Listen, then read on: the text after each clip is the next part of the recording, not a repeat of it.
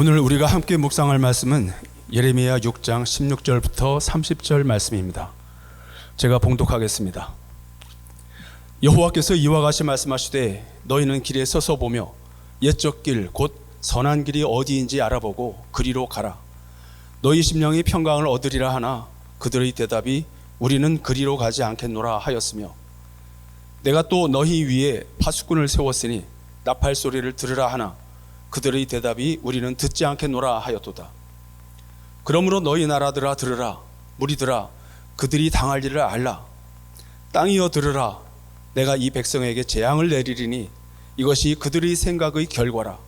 그들이 내 말을 듣지 아니하며 내 율법을 거절하였음이니라. 시바에서 유향과 먼 곳에서 향품을 내게로 가져오면 어찌함이냐. 나는 그들의 번제를 받지 아니하며 그들의 희생 제물을 달게 여기지 않노라. 그러므로 여호와께서 이와 같이 말씀하시되 보라 내가 이 백성 앞에 장애물을 두리니 아버지와 아들들이 함께 거기에 걸려 넘어지며 이웃과 그의 친구가 함께 멸망하리라. 여호와께서 이와 같이 말씀하시되 보라 한 민족이 북방에서 오며 큰 나라가 땅끝에서부터 떨쳐 일어나나니 그들은 활과 창을 잡았고 잔인하여 사랑이 없으며 그 목소리는 바다처럼 포효하는 소리라. 그들이 말을 타고 전사같이 다 대열을 벌이고 시온의 딸인 너를 치려 하느니라 하시도다. 우리가 그 소문을 들었으므로 손이 약하여졌고 고통이 우리를 잡았으므로 그 아픔이 해산하는 여인 같도다. 너희는 밭에도 나가지 말라. 길로도 다니지 말라. 원수의 칼이 있고 사방에 두려움이 있음이라. 딸 내 백성이 굵은 배를 두르고 재에서 구르며 독자를 이름같이 슬퍼하며 통곡할지어다. 멸망시킬 자가 갑자기 우리에게 올 것임이라.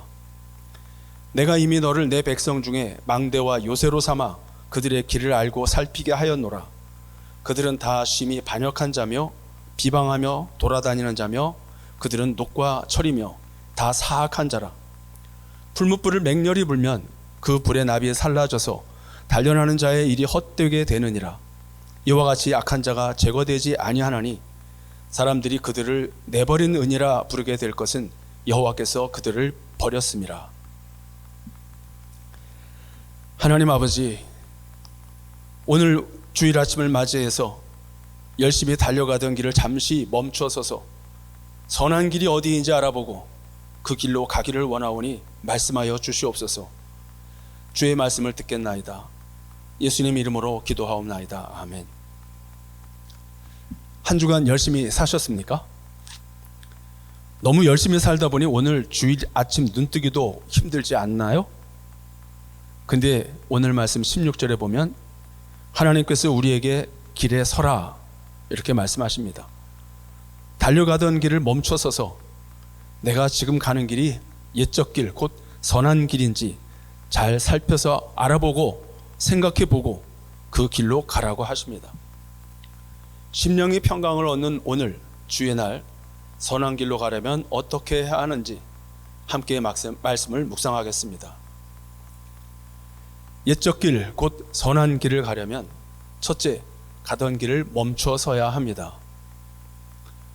예레미야 선지자가 하나님의 말씀을 받아서 활동하고 있던 그때로부터 100여 년 전입니다. 모든 높은 산에 오르고 모든 푸른 나무 아래에 가서 행음하고 하나님을 배역했던 북이스라엘이 이미 아수르에 의해 멸망당해서 산산이 부서졌습니다. 그런데 남유다는 이런 북이스라엘의 상황을 잘 지켜보았음에도 불구하고 그들도 역시 악하고 음란한 그 길을 그대로 따라가고 있었던 겁니다. 이런 유다를 향해 하나님께서 16절에 이렇게 말씀하십니다. 여호와께서 이와 같이 말씀하시되 너희는 길에 서서 보며 옛적 길 곧 선한 길이 어디인지 알아보고 그리로 가라. 너희 심령이 평강을 얻으리라. 여기서 옛적 길 곧 선한 길이란 하나님과 약속했던 그 길, 하나님만이 진정한 나의 주님이신 줄 알고 하나님만 섬기고 그 말씀대로 순종하며 가는 그 길입니다. 하나님께서는 이 길을 가며 심령의 평강을 누리라고 하십니다. 하나님이 주시는 이 심령의 평강은 영혼과 육체, 지정의 전 인격적인 안식과 평안입니다.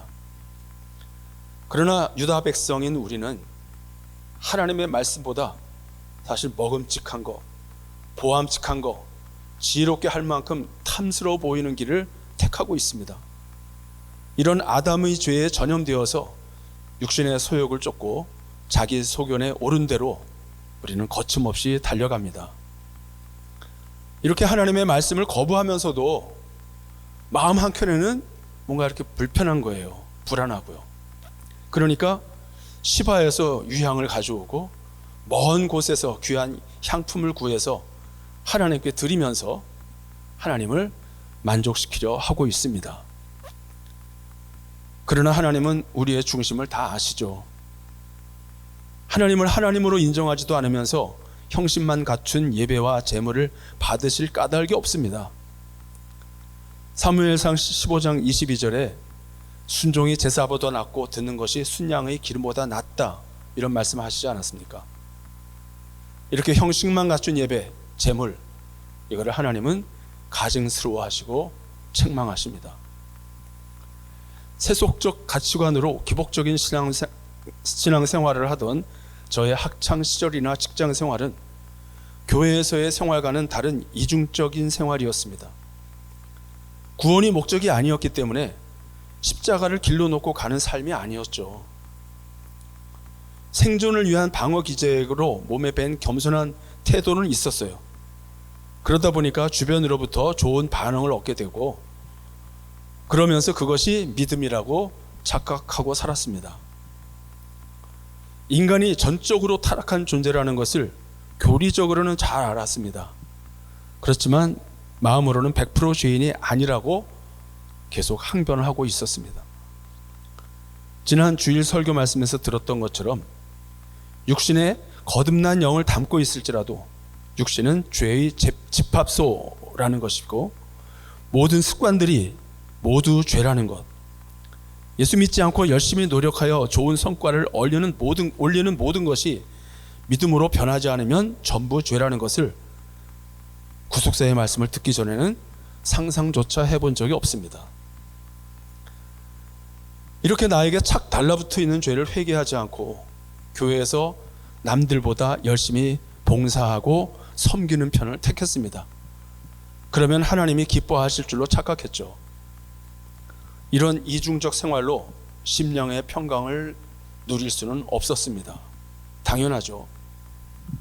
이렇게 자기 마음대로 생각하고 각기 제 길로 가는 우리를 하나님께서는 용서할 준비를 다 해놓으시고 이제나 저제나 회개할 때만 기다리고 계십니다.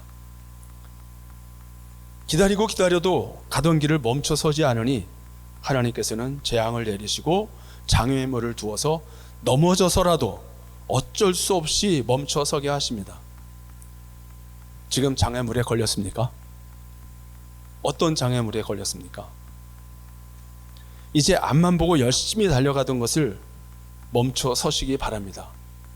그리고 큐티책을 펼쳐 내가 지금 가고 있는 이 길이 목적하는 바가 무엇이며 최종 목표가 무엇인지, 그것이 나에게 무슨 의미가 있는지, 나의 죄와 욕망, 욕심을 가지치기 하고 think 하시기 바랍니다.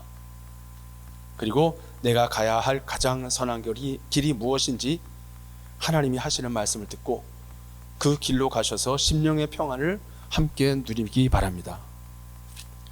저희 부부 목장에 극심한 부부 갈등과 이혼 위기에 처한 두 가정이 있습니다. 갈등과 싸움의 내용은 옳고 그름입니다. 나는 옳은데 당신은 틀렸다입니다. 물론 내가 보고 판단하는 그것도 일리가 있어요. 이제 서로를 지적하고 공격하는 그 길에 잠시 멈춰 서라고 하십니다. 그리고 예배의 자리를 지키고 매일 간절함으로 큐티책을 펼쳐 큐티하시기 바랍니다. 자신의 죄를 먼저 깨닫고 내가 원하는 것이 아니라 하나님이 원하시는 가장 선한 길이 무엇인지 그 길을 걸으며 우리 심령의 평강 얻기를 기도하고 있습니다. 적용 질문 드리겠습니다. 지금 심령이 평강하십니까? 오늘 내가 멈춰 서야 할 길과 가야 할 선한 길은 무엇입니까? 오늘 내가 멈춰서야 할 길, 그리고 가야 할 길은 무엇입니까? 선한 길을 가려면 둘째, 재앙의 두려움이 올 때 회개해야 합니다. 결국 선한 길을 가지 않으니 북방의 바벨론이 무섭게 쳐들어올 것이라고 경고하십니다. 22절 말씀입니다. 여호와께서 이와 같이 말씀하시되 보라, 한 민족이 북방에서 오며 큰 나라가 땅끝에서부터 떨쳐 일어나나니 잔인하고 무자비한 바벨론 대군이 활과 창으로 무장했고 말을 타고 대오를 갖춰 바다처럼 포효하듯 몰려온다고 합니다. 소문만 들어도 손에 힘이 빠지고 해산하는 것 같은 큰 고통이 있습니다. 사방 어느 곳으로도 피할 길이 없으니 두려움만 가득할 뿐입니다. 이런 일이 없기를 바라지만 앞에서도 말씀드린 바와 같이 우리의 불순종과 죄의 길을 멈추게 하시려고 하나님께서 이 일을 허락하십니다. 지금 멸망시킬 자 바벨론이 쳐들어왔습니까? 인정사정 없이 닥쳐온 일로 사방 어디로도 빠져나갈 수 없고 도망칠 수도 없는, 그래서 모든 것을 잃게 되어 있습니까? 그래서 팔다리가 후들거리고 심장이 멎는 것 같습니까? 나를 도와줄 자가 아무도 없고 너무 기가 막혀서 통곡할 힘도 울 여력도 없어서 절망스럽습니까? 이런 일 경험하셨습니까? 아니면 혹시 지금이 이런 상황이신가요? 그런데 이렇게 사정없이 휘몰아치는 이 멸망의 사건에서도 하나님이 특별히 주목하시고 계신 대상이 있었습니다. 바로 이 재앙의 대상인 유다 백성입니다. 23절에 잔인하고 무자비한 바벨론의 공격을 받는 유다 백성을 향해서 시온의 딸인 너라고 호칭하시며 이 유다 백성과 하나님이 특별한 관계라는 것을 드러내십니다. 26절에도 딸 내 백성이라고 부르십니다. 유다 백성에 대한 하나님의 본심이 드러나는 대목 아니겠습니까? 물론 심판의 대상이 시온의 딸이고 딸 내 백성인 것은 확실합니다. 그렇지만 여기서 너는 아직도 여전히 내 딸이고 내 백성이다. 너는 나를 지금 등지고 가고 있지만 나는 변함없이 너를 사랑하고 잊지 않고 있단다. 지금이라도 늦지 않았으니 제발 회개하고 돌아오너라. 이렇게 애타게 기다리고 계시는 하나님의 마음을 엿볼 수 있습니다. 하나님이 사랑하시는 내 딸, 내 백성이기 때문에 그대로 방치하실 수가 없습니다. 잘못된 길을 가고 있는데 방치하는 것은 사랑이 아니기 때문입니다. 어떻게 해서든지 정신 차려서 자신이 죄인이라는 사실을 깨닫고 하나님의 자비하심만을 구하라고 대적인 바벨론의 손에 우리를 넘기셨습니다. 내가 죄인임을 깨닫는 것이 복 중에 최고의 복입니다. 모든 관계를 푸는 열쇠라고 생각됩니다. 하나님께 나아오는 첫걸음도 내가 죄인임을 깨닫고 인정하는 것부터 시작하지 않습니까? 사실 누구나 자신이 죄인이라는 사실은 인정합니다. 저 역시 죄인임을 인정하고 예수님이 내 죄를 위해 십자가 지신 것을 믿었습니다. 그렇지만 현실적인 개별 사안에 접하면 저의 모든 생각과 행동은 나름대로의 합리적 이유가 있기 때문에 죄라고 인정할 만한 것을 잘 찾기가 힘들었습니다. 그래서 결국은 나는 항상 옳고 틀린 것은 항상 너였습니다. 더 나아가서 저에게는 곰곰이 생각해 보니까 정말 이상한 사고 체계가 갖추어져 있다는 사실을 알게 되었습니다. 저희 죄악된 생각과 행동은 내가 싫어하고 내가 원하는 것이 아니기 때문에 무의식적으로요, 그 행동, 그 죄악된 삶은 내 죄로 인정하는 것을 거부하고 있었다는 사실입니다. 자녀 양육의 굴레에서 벗어나서 생명을 구원하는 일을 빨리 해야겠다라는 이러한 생각을 가지고 있었던 저가 말도 안 되는 이유로 낙태의 죄를 범했습니다. 이건 내가 원하는 행위가 아니므로 그래서 저는 그것이 내 죄라고 여기기를 내 몸이 거부했었습니다. 그렇지만 꺼림칙한 생각이 지워지지 않았기 때문에 마음이 편안하고 싶어서 회개의 형식을 갖춘 회개의 기도를 드리긴 했죠.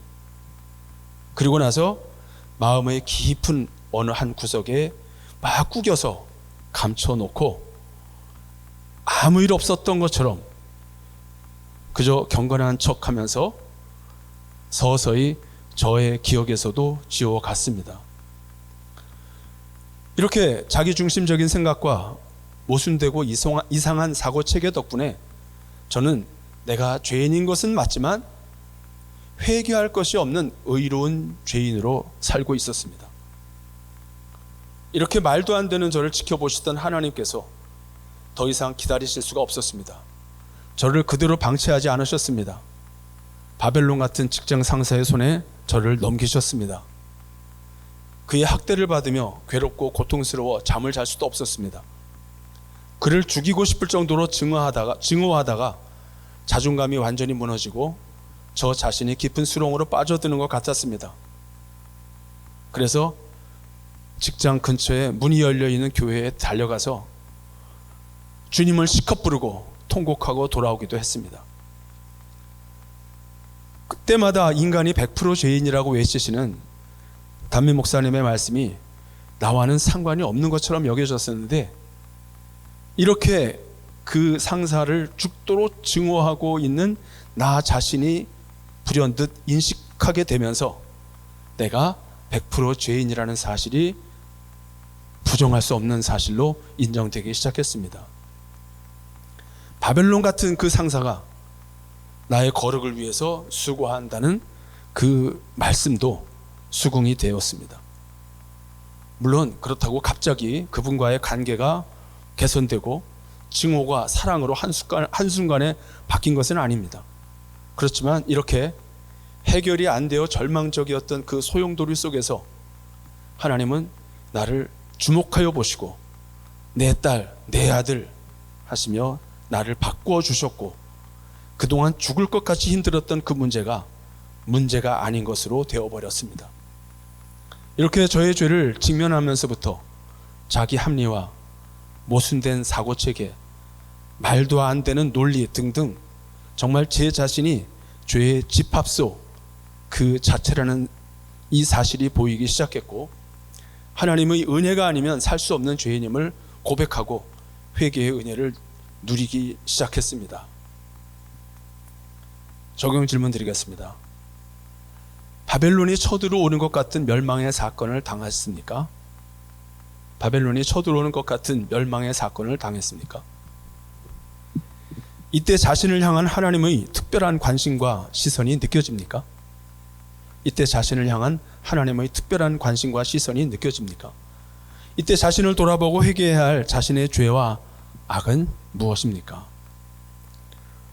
이런 자신을 돌아보고 회개해야 할 자신의 죄와 악은 무엇입니까?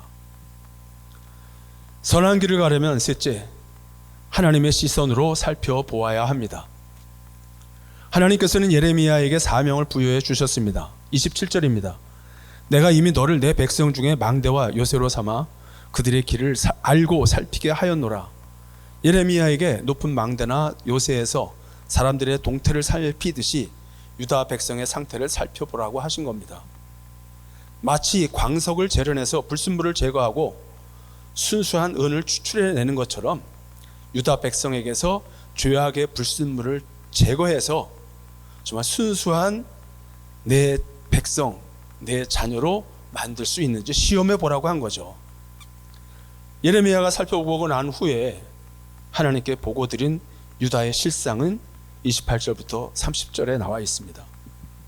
그들은 다 심히 반역한 자며 비방하며 돌아다니는 자며 그들은 놋과 철이며 다 사악한 자라.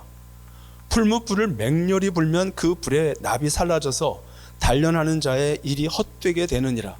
이와 같이 악한 자가 죄가 되지 아니하나니 사람들이 그들을 내버린 은이라 부르게 될 것은 여호와께서 그들을 버렸습니다. 결국 뭡니까?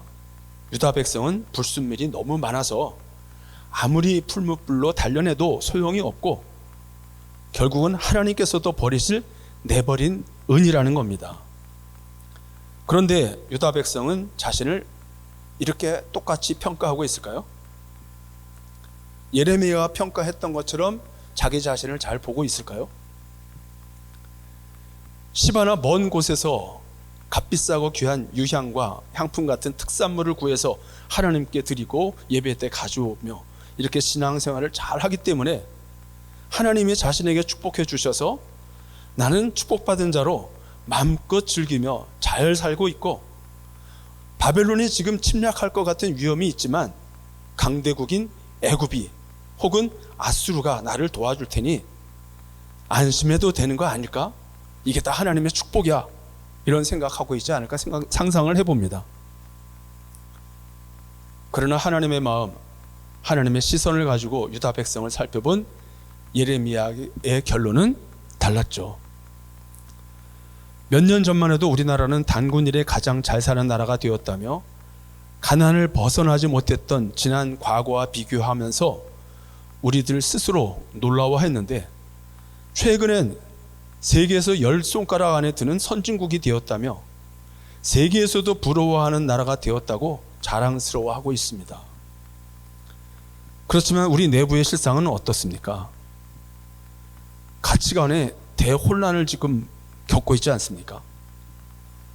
행복지수는 세계에서 최하위 수준입니다. 개인은 물론 가정이 이미 해체되고 무너져가고 있고 국가의 정체성도 흔들리고 성경적 가치관도 종교적 편향성이라고 치부되어 국회에서 조롱거리가 되는 현실을 보고 있습니다. 우리나라의 기초를 이루는 성경적 가치관은 교회 안에만 가둬놓은 채 교회 밖에서 인권을 마음껏 누리겠다고 하고 있습니다. 어떤 것이 우리의 진실된 모습일까요? 우리 각자가 예레미야 선지자가 되어 하나님의 마음, 하나님의 시선으로 자신은 물론 나라와 교회를 살펴봐야 합니다. 이것이 바로 기복이나 세속사가 아니라 담임 목사님이 늘 부르짖고 계시는 구속사의 말씀, 즉 하나님의 구원의 관점이 아닐까요? 이번 주부터 시니어이신 SG 성도님들도 양육 과정이 시작됐습니다. 띵크 1:1 양육 교사, 예목 1까지 모두 120여 명이 지금 양육을 받고 있습니다. 이분들을 양육하고 강의하는 분도 한 50여 명 됩니다. 컴퓨터를 잘 다루시는 분도 가끔 계시지만 많은 분들이 손으로 과제물을 작성해서 제출하십니다. 눈이 침침해서 책을 읽기도 힘들고 방금 읽고 들었는데 다음 주를 읽는 동안 다 잊어버립니다. 그럼에도 구속사의 말씀으로 자신의 삶을 재해석하고 앞으로 얼마나 살지 모르지만 말씀대로 믿고 살고 누리고 싶어서 도전하시는 분들입니다. SG 성도님들 중 많은 분은 우리들 교회에서 오래도록 구속사의 말씀을 들었는데도 기존의 사고 방식이 깨지지 않아서 현실적인 문제에 직면하면 유교적인 도덕과 윤리가 튀어나옵니다. 손주들에게 성경을 가르치겠다고 성경을 펼쳐 들었지만 결국 나 때는 말이야 하면서 공자왈 맹자왈로 훈계하고 맙니다. 그래서 SG 성도님들도 양육이 필요한 거죠. 하루를 살더라도 하나님의 마음, 하나님의 시선인 구속사의 가치관을 갖고 살아야 하지 않겠습니까? 가정에서 젊은 자녀 여러분들이 많이 도와주시고 기도해 주시면 좋겠습니다. 갓난아이부터 노인에 이르기까지 우리들 온 교회가 구속사의 말씀으로 넘쳐서 남과 북, 온 나라와 세계의 하나님의 생명이 흘러가게 해야 하겠습니다. 마지막 적용 질문입니다. 가정과 직장, 나라를 살펴보는 나의 기준은 구원의 관점입니까? 아니면 옳고 그름입니까? 가정과 직장, 나라를 살펴보는 나의 기준은 구원의 관점입니까? 옳고 그름입니까? 말씀을 맺겠습니다. 옛적 길, 곧 선한 길을 갑시다. 그러려면 가던 길을 멈춰 서야 합니다. 그리고 큐티하며 말씀의 인도하심을 받아야 합니다. 그러다가 불순종하여 재앙의 두려움이 오면 그때 우리는 반드시 회개해야 합니다. 우리의 실상을 하나님의 시선으로 살펴보아야 합니다. 기도하겠습니다. 하나님 아버지, 죄의 집합소이며 옳다고 행하는 저의 모든 것도 죄뿐인 이 죄인을 온갖 방법을 동원해서라도 회개하게 하시고 구원으로 인도해 주심을 감사드립니다. 그럼에도 여전히 하나님의 마음을 모른 채 내 생각과 판단이 옳은 줄로만 알고 옳고 그름으로 서로 죽고 죽이는 싸움에 열중하는 저희를 주님 멈춰 세워 주시옵소서. 매일 듣는 주의 말씀으로 주님의 시선에 우리의 눈을 맞추고 구원의 관점으로 세상의 진실된 실상을 보게 하여 주시옵소서. 이를 위해서 구속사의 말씀으로 양육받기를 원하여 지금 각종 양육이 진행되고 있습니다. 각 양육 과정에 속한 모든 분들이 구속사의 말씀으로 자신의 삶을 해석하고 약재료로 쓰임받는 선한 길을 걷게 해 주시옵소서.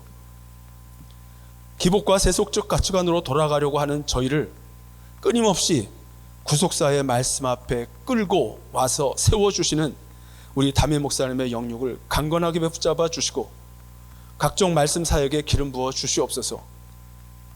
10월에 있는 띵크 목회 세미나에 기름 부으사 목회자들과 한국의 교회를 다시 새롭게 해 주시옵소서. 아버지 하나님, 각 진영으로 나뉘고 가치관으로 분열되어 싸우고 있는 우리나라를 불쌍히 여겨 주시옵소서. 이 혼란한 영적 싸움에서 저희들을 구속사의 성경적 가치관으로 견고히 무장하게 해주시고 이 시대의 망대와 요새로 사용해 주시옵소서. 오늘 주일을 맞아 주님께 드리는 저희의 예배를 받아주시고 주시는 말씀을 들어야 할 분들이 꼭 모두 예배에 참석해서 구원의 큰 은혜를 받게 해 주시옵소서. 질병으로 예배와 공동체에 참석할 수 없는 분들을 위로하여 주시고 같은 은혜를 베풀어 주시옵소서. 추석 명절에도 각 가정에 구원의 기쁨을 허락하여 주시고 심령이 평강을 얻게 해 주시기를 간구하오며 모든 말씀 우리 주 예수 그리스도의 이름으로 기도하옵나이다. 아멘. 계속해서 각자의 기도 제목을 가지고 기도하시기 바랍니다.